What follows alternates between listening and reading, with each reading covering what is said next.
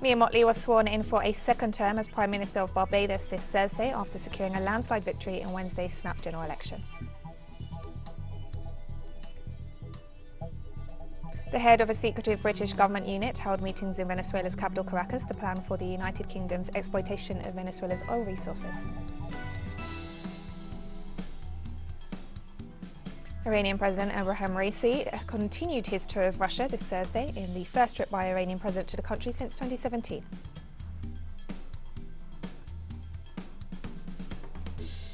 From the headquarters of teleSUR English in Havana, Cuba, this is From the South. I'm Katrina Goss.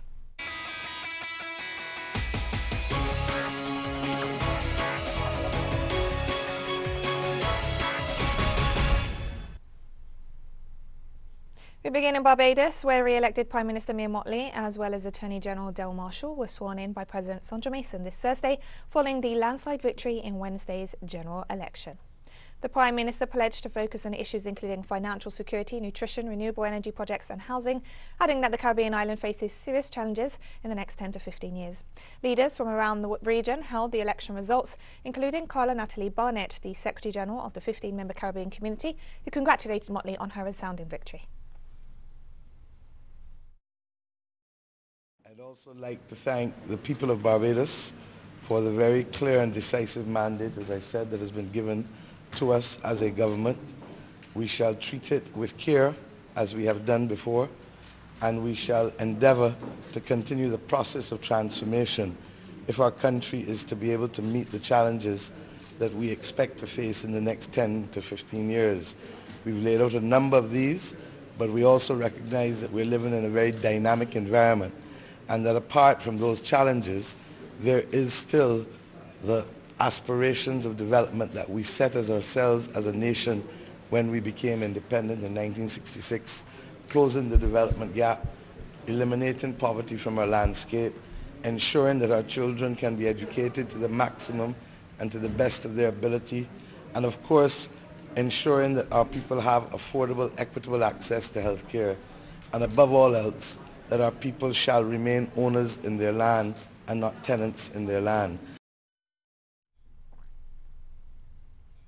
And Prime Minister Mia Mottley and her Barbados Labour Party secured a second term in office in the snap general election this Wednesday, as they won all 30 seats in the House of Assembly, the lower house of Parliament, for the second election in a row.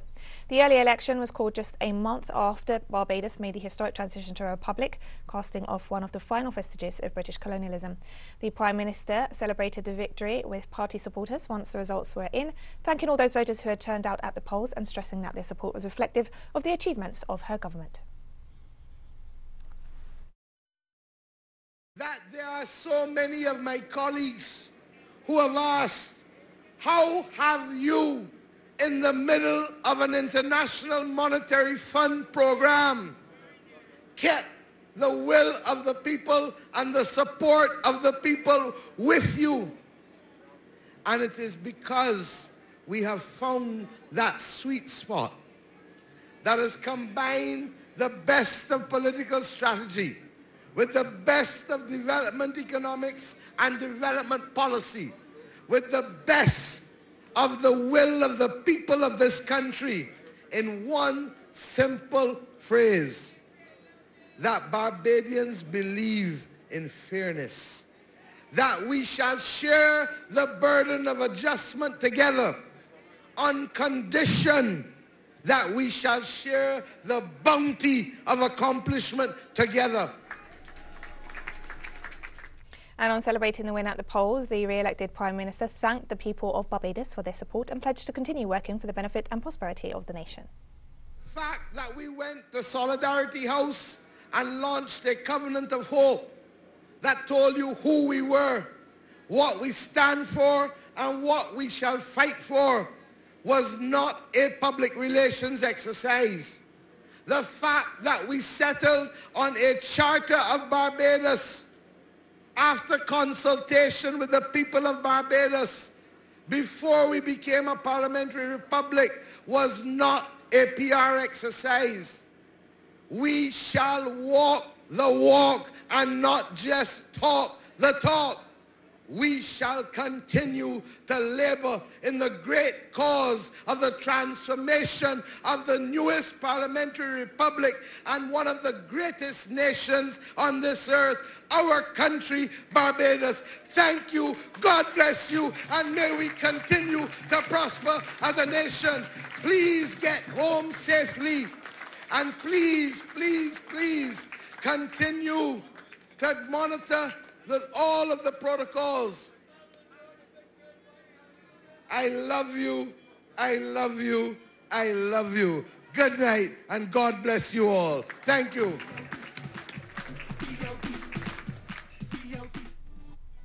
And we'll be right back after this very short break. Don't go away.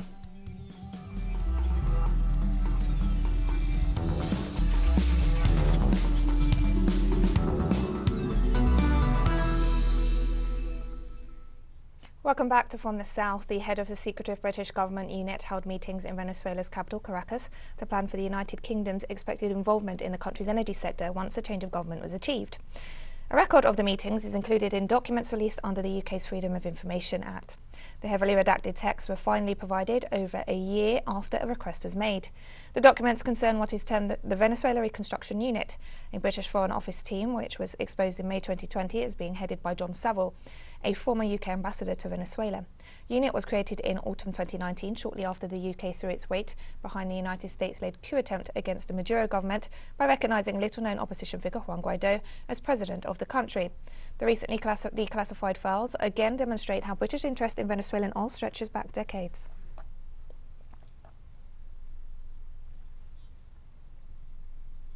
The Venezuelan government has demanded that the United States return the country's stolen diplomatic assets.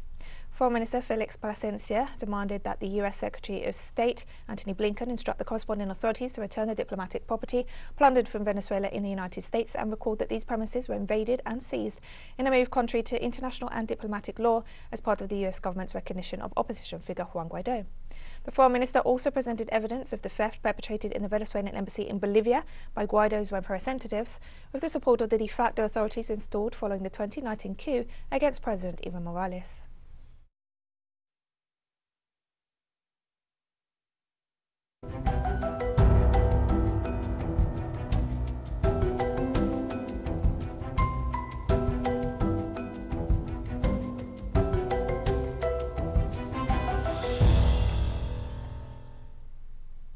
At least 18,000 square meters of beach were affected in Peru as more than 6,000 barrels of oil spilled along its coastline following Tonga's underwater volcanic eruption.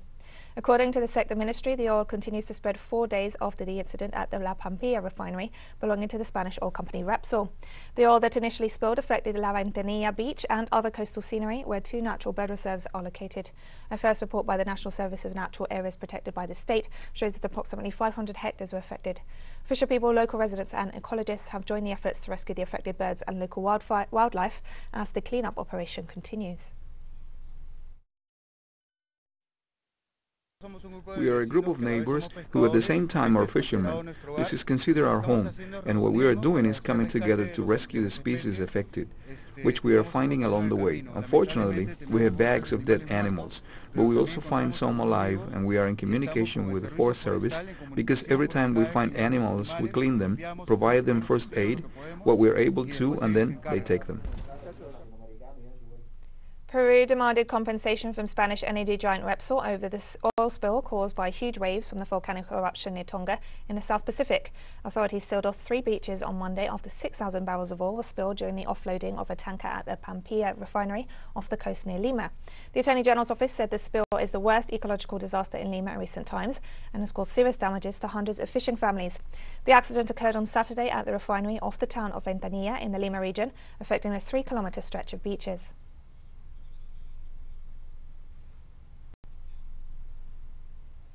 And the first humanitarian flights arrived in Tonga on Thursday, 5 days after a volcanic explosion and a tsunami cut the Pacific island off from the rest of the world. Tonga has been inaccessible since Saturday when one of the largest volcanic explosions in decades cloaked the nation in a layer of ash, triggering a Pacific-wide tsunami and severed vital undersea communication cables. 2 large military transport planes from Australia and New Zealand touched down at the island's main airport, only recently cleared of a thick layer of ash after painstaking efforts. Among the equipment on board was a skid steer loader with a sweeper to help keep the runway clear of ash. The United Nations estimated that more than 80% of the population has been impacted by the disaster, and initial assessments indicate an urgent need for drinking water.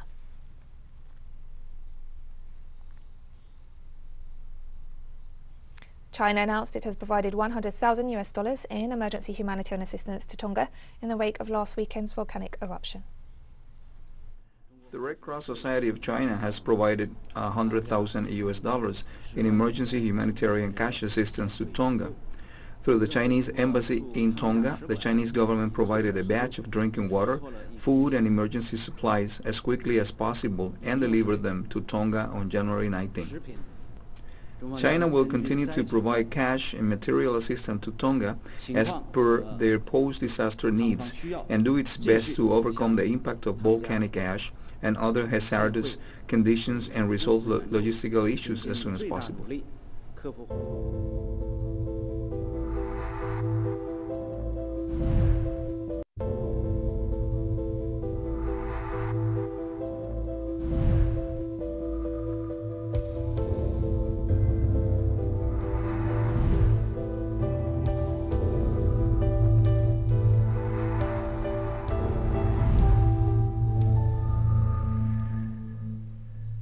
7 days after a nationwide strike, French teachers' unions called a second major strike on Thursday to protest the government's coronavirus testing and isolation protocols. As part of the mobilisations, teachers rallied in Paris to protest against changing health protocols in schools. The move follows a one-day walkout last week that saw half of the country's primary schools close. Teachers accused authorities of failing to establish clear rules that would keep as many students in school as possible, as well as providing personal protective equipment. In response, the government promised to provide 5 million high-grade face masks for school staff and to hire over 3,000 substitute teachers. But the promises were not enough to stop the strike action, as unions warned that this Thursday would be a prelude to a massive nationwide walkout on January 27th.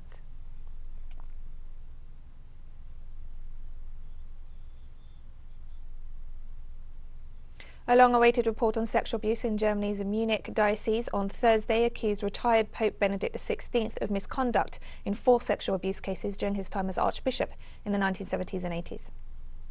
In a total of 4 cases, we have come to the conclusion that the then Archbishop Cardinal Ratzinger is to be accused of misconduct regarding cases of sexual abuse. 2 of these cases involve acts of abuse committed during his tenure and sanctioned by the state under criminal law. In both cases, the perpetrators remained active in pastoral care without explicit restrictions on their activities. In our opinion, Archbishop Cardinal Marx, who has been in office since the beginning of 2008, is to be accused of wrongdoing in 2 suspected cases of abuse. Members of organisations calling for reforms in the Catholic Church and denouncing sexual abuse reacted to the independent report. Yes, that was shocking. Of course, I had expected more or less what was to be said, but then to experience once again in this clarity how the lawyers take part in this edifice of lies that has been erected to protect Benedict XVI, that was very impressive and also very moving. We already suspected all this in our circles anyway. The responsibilities were also already clear to us. But if one hears it again, and if one can read it in black on white, then it develops again a force and a dimension which are really shocking. And we have more stories coming up after this final short break, so stay with us.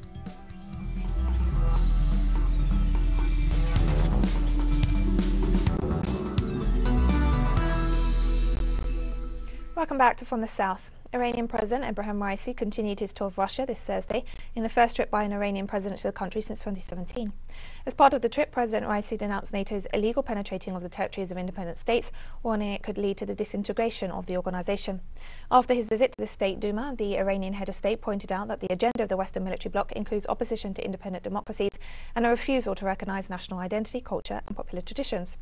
He also stressed that cooperation between Moscow and Tehran in Syria can become a model for bilateral relations in other areas.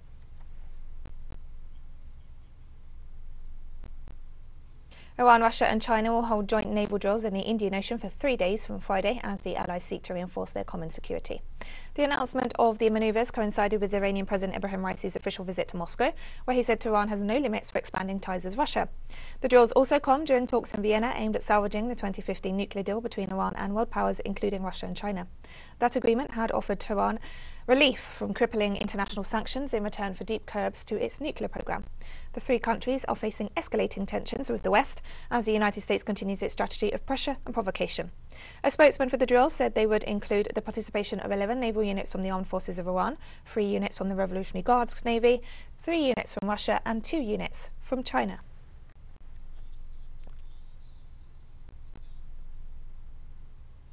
The Russian government warned on Thursday that speculations about an alleged imminent attack on Ukraine are a smokescreen that the United States is using to prepare its military provocations in the region. Russian Foreign Ministry spokeswoman Maria Zakharova told a press conference that high-ranking Western and Ukrainian officials have been putting forward speculations about an alleged Russian attack on Ukraine in order to create a smokescreen of information as they prepare their own military provocations, which would have dire consequences for regional and global security. In line with this, NATO member states such as the United Kingdom and Canada have been sending arms and troops to Ukraine, where the United States has pumped some $2.5 billion into the country since 2014, when Western-supported fascists led a coup.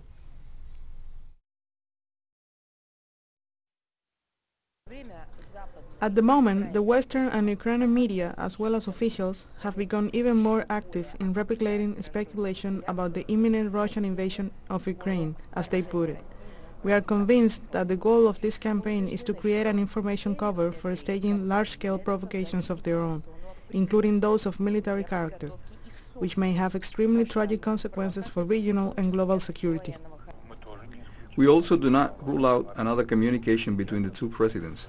We believe that in any case, such communication can only be welcomed. It is useful for both states, and we also do not rule out that after we manage to read the above-mentioned documents, the heads of state will consider it expedient to contact each other and discuss. President of Kazakhstan, Kassym-Jomart Tokayev, reiterated on Thursday his commitment to human rights, following the violent destabilization attempts that recently shook the country.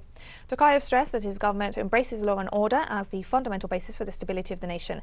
The statements followed the publication of a draft resolution proposed by the European Parliament to impose sanctions on Kazakh officials for alleged violence against protesters.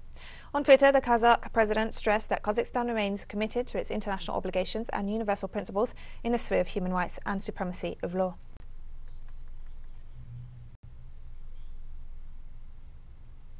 Sudanese protesters rallied on Thursday, denouncing the killing of dozens in a post-coup crackdown. The latest rallies came as United States diplomats visited the country in a bid to pressure the military into restoring a transition to civilian rule. U.S. Assistant Secretary of State Molly Fee and Special Envoy for the Horn of Africa David Satterfield held meetings in the capital Khartoum with the bereaved families of those killed during the protests. The U.S. suspended $700 million in assistance to Sudan after the October coup as part of wider international punitive measures. Thursday's protests came following calls by Sudan's main civilian bloc, the Forces for Freedom and Change, for demonstrations in tribute to those killed. Some protesters gathered outside the United Nations headquarters in Khartoum with banners reading "No to External Solutions" and called on the UN Special Representative to Sudan to leave. Last week, the UN official launched consultations with Sudanese factions in a bid to resolve Sudan's political crisis, which was welcomed by the ruling military junta.